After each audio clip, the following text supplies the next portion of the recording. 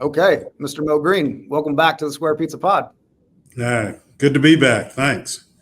For our listening audience, I know everybody listened to the first time you were on the podcast back in June of 2020. I think at that point in time, you were leading Z. Smith Reynolds, the wonderful foundation. You were kind enough to share about the roast at one of your most recent birthday parties, which I still think was a highlight of the episode.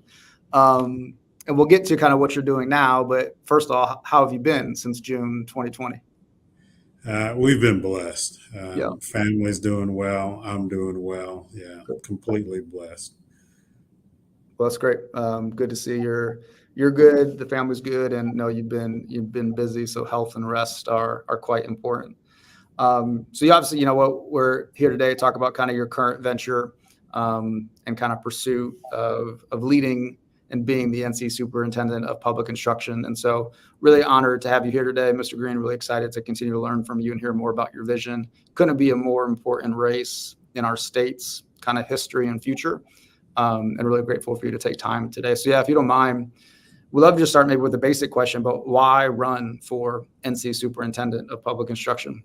Yes, thank you. Thank you so much for that question. And so I would share with you that I entered the race because I had a deep concern about the direction of public schools in North Carolina. You can look at any number of things, including funding as an example. Believe that North Carolina is woefully underfunding our public schools. Compared to the rest of the nation, a report that came out that places us at 48th, places us as we're actually at the absolute bottom with regards to effort that our state puts into funding compared to other states. That report was updated to now put us at 49th. Yeah, that translates to things like teacher pay. Where last year, I believe, beginning teacher pay, we were 46th in the entire country. I think about things like then at the same time, we have a taxpayer-funded private school voucher program that is being expanded enormously. And the impact that that's going to have on our public schools, where billions upon billions of dollars over the next decade that could go into our public schools will not be going into our public schools. And so I think about then things like how educators are being treated. It is remarkable to me how the language, the tone, and the tenor is at a level of disrespect among many folks with regards to how they view our educators. And so those things certainly were things that caused me to deeply consider entering the race. I actually got a call from the governor's office, Governor Cooper, and ultimately had a conversation with him that led me to making the decision to actually get in the race. And so now, having sort of cleared that hurdle, then it was a question for me about, well, if I'm going to get in it, what is this going to be about? And it can't just be about raising up the concerns. I believe we've got to have a vision going forward. And so I do have a vision that I believe where our public schools can go in North Carolina. It's a vision we utilized in Guilford County Schools when I was superintendent there. And that is to use a quote from Dr. Martin Luther King Jr., intelligence plus character, that being the goal of true education, and combining it with a focus on excellence. And so we do the same thing at the state level, is to use those that same quote, if you will, the same thought, and then that same focus on excellence being where we're going to strive to go for our public schools in North Carolina. Yeah, I really appreciate that. I think hopefully anybody paying attention to public schools in North Carolina would agree with most, if not everything you said around the need to improve, the need to support teachers, and to increase funding to make sure we have means to do so, right, in the great state of North Carolina. I guess going to the funding piece, Mr. Green, if and when perhaps you are elected, how does that actually work with increasing funding, either locally or at the statewide? Maybe for those that aren't as familiar with the political structure here, how might that work in an ideal situation? Great. So I'll put it in the context of how it works in relationship to this position that I'm running for. And so the state superintendent of public instruction, I believe, has two major roles, one of which is to be the chief administrative officer for the state. oversee our public schools and license educators and administer currently about $11 billion annually. The second thing that this position does is be, I could say, the chief advocacy officer for the state. So lifting up and providing information related to public schools that can be shared with the General Assembly, with the governor, with other stakeholders, and advocating for needed changes. And so it's in that context that I would say that the issues around funding would fall in the category of first trying to advocate for more funding for our public schools. The General Assembly will ultimately, at the state level, makes those appropriations. This position also then can, seek funding from other sources, like federal funding, as an example. This position also then, works with local districts as they try to, work with their, commissions, county commissions to have funds as well. If you think about, I'm going to use round numbers for a moment, but I'm going to say, major, so that helps me. Yeah, please. Yeah, so I'm going to say 60% or so of the dollars that are used in public schools are coming from our state of North Carolina. I'm going to say somewhere around 30%. It's going to obviously vary by the locality of the dollars are coming from local dollars, 10% or so federal dollars, and obviously there could be some other sources in there that would move those numbers around a bit as well. So that's what I would say with regards to funding and how this position works with that. I guess the last thing I'll just lift up is this position also, I think, is charged within as the chief administrative officer as to, trying to take the resources that it has available to it, to use those most effectively to help, local districts, charter schools, figure out how they can use those dollars most effectively as well. Yeah, so I appreciate that. I heard you say a few things, 60% coming from the state, right? So pretty important. Also heard you say we or anybody within that position can do more, right? And so positioned to do more to make sure those funds, one, are increased, and two, going to be used and utilized in the right way. And I think it connects well, Mr. Green, to one of your main kind of pillars on the website around revering teachers and supporting educators. I'm biased because I'm a former teacher. We have and work with a lot of teachers. I know education runs in your blood, but in terms of just revering educators and obviously increasing maybe perhaps money and funds, what does that specifically look like as you're campaigning for this position? Yeah, so it starts first with a mindset, because I think then other things I think should naturally flow from that if you've got the right mindset to begin with. And so when I talk about revering educators, both words are important. Educators certainly include teachers, but it's more than just our teachers. It's everyone who has a part to play in the education of our students. And so I think about, cafeteria workers, custodians, bus drivers. So broad enough thought about what educators, who they include. And then the word revere, I wanted to find a word that is, a lot of folks talk about we ought to respect our teachers and educators, and certainly agree with that. But I was trying to find a word that would put it at even a higher level, particularly in these times where there's such disrespect of educators going on. And so that's the word I've come up with. This trying to be sure that folks understand that this is a noble profession. It is the profession that will basically define what tomorrow looks like for students, for our community, and for our state. And so we need to fully respect and revere our educators. And then what then sort of flows from that, certainly I think then would be, paying our educators substantially more. And when I talk about that, I start first with base pay and increasing our base compensation for educators. And then we can think about incentives and other things on top of that. We can certainly think about what I would call compensation-related benefits. things like stipends for housing as an example. And then I also want us to think about working conditions. I think, increasingly put more and more on our educators. Larger class sizes, more duties for teachers that take away from their ability to actually work with students as they need to. And I think we really would want them to. And so we've got to sort of address the multiple and the multitude of tasks we place on our educators. And then certainly, got to be sure that the facilities, the environments, those things are appropriate, and that we've got strong and effective leaders leading particularly our schools. So those are things I would lift up when I talk about revering educators as well. Yeah, I certainly appreciate that. I think, again, a good segue maybe to the educators at home, right? And maybe a little bit of a biased question, because so much of SHRMCO's work is focused on family empowerment across the state. And so, again, selfishly and biasedly love seeing your focus and emphasis on parent engagement.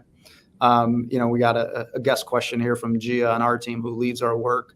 But yeah, really curious about what you see as best practices for family engagement in terms of defining, measuring it, supporting families as you seek this position, as we think about like more holistic family engagement across the entire state of North Carolina.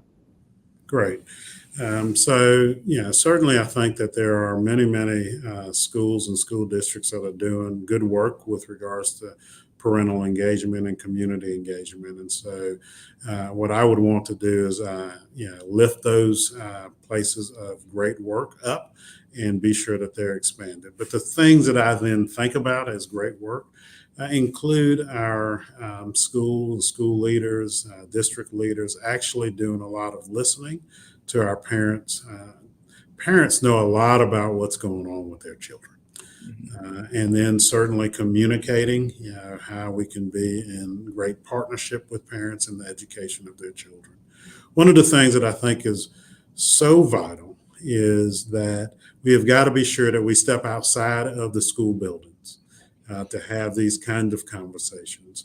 It's often the case that folks say, well, you got to come to the schoolhouse. And many parents, guardians find that to be an intimidating place to be.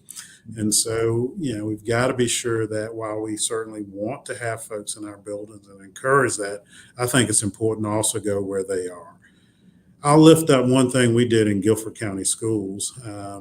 We created what's called a Guilford Parent Academy, which was this, enormous opportunity to engage with parents in multiple and varied ways. We went to where parents were working to talk about things like literacy, as an example. We put a lot of resources online so that parents could access them at different times of the day.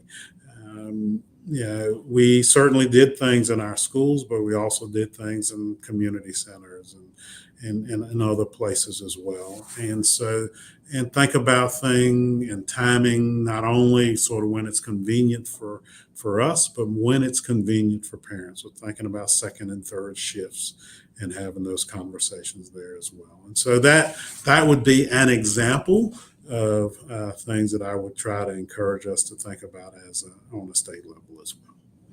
Yeah, I appreciate that. Almost hearing you say a customer service approach to taking care of families, going to them and making sure we're supporting them. And by doing that, right, supporting their learners and the future of education in our state. So I appreciate that approach and that mindset.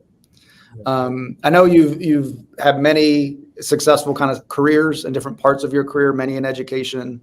But in terms of surprises, as you've run and pursue this position, have you had any surprises, Mr. Green, along the way? Yeah, so I've certainly had a lot of pleasant surprises and things. You can share a few good ones. Yeah, there's nothing wrong with that. I have met wonderful folks. I got to, met with a person and got to feed a donkey. Wow. I've had all kind of sort of neat things happen on the campaign trail. I've also had things that I would say I guess, would fall in the category of disturbing and disappointing. The primary thing would be, as I got through the primary and learned who my opponent would be, and to learn about my opponent's rhetoric and what she has done, and thinking about how that would impact our children. That has been disheartening, to say it as politely as I can. And so those would be things that I would lift up as certainly pleasant things, but also things that have been disheartening. And and maybe just because maybe not everyone sort of knows. And so I don't want to leave anyone with sort of this vague understanding of what I'm lifting up when I talk about my opponent's rhetoric and background. Sure. When I think about perhaps in three areas, experience, belief in public schools, and character, first, with regards to experience, someone who homeschools her children, and they have nothing against homeschooling, but this is a position that oversees, as we discussed earlier, $11 billion annually, administers $11 billion annually, oversees 2,500 plus schools. This is a major operation. And so I worry about that. Secondly, I worry about belief in public schools, where I fully believe in our public schools, and have dedicated a significant part of my life to public schools, including having been superintendent of Guilford County Schools and deputy superintendent of Charlotte-Mecklenburg Schools, the attorney for Charlotte-Mecklenburg Schools, put our children in our public schools, wrote a love letter to our folks, at a love letter to public school educators when our youngest graduated 6 years ago. So I didn't do it for this campaign. And at the same time, then I've got an opponent who calls our public schools socialist machines and indoctrination centers, and then telling parents not to send their children to public schools. And then finally, character, where I'm trying to lift up this sense of character and making it equally as important as academic outcomes, what we did in Guilford County Schools, and having it being recognized as a national district of character because of that work. And we'll try to take that across the state, versus someone who took her own children to the attempted insurrection on January 6th, who has called for the executions of folks like President Biden and Governor Cooper, and has called for the execution on pay-per-view, public execution of Barack Obama. This is it's the kind of rhetoric and believe me, I'm only touching the surface in what I've just shared with you and your listeners, but it's the kind of thing that as I've gone out on the campaign trail and listened to folks raise their concerns about